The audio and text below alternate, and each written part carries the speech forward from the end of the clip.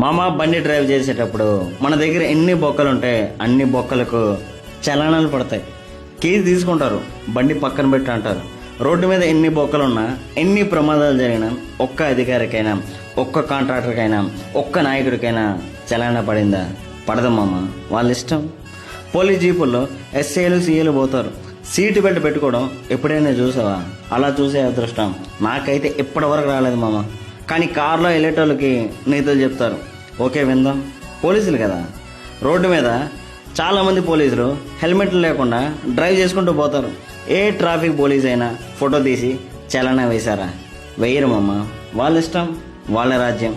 Bike మీద ముగ్గురు ఎక్కితే ఫైన్, ఆటో ఫ్రంట్ సీట్లో ఇద్దరు కూర్చుంటే ఫైన్, ట్రాక్టర్కి కొంచెం లోడ్ ఎక్కువైతే ఫైన్.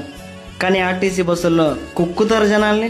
లోపల ప్లేస్ లేక ఫుట్పాత్ దగ్గర వేలబడుతూ పోతారు విద్యార్థులు.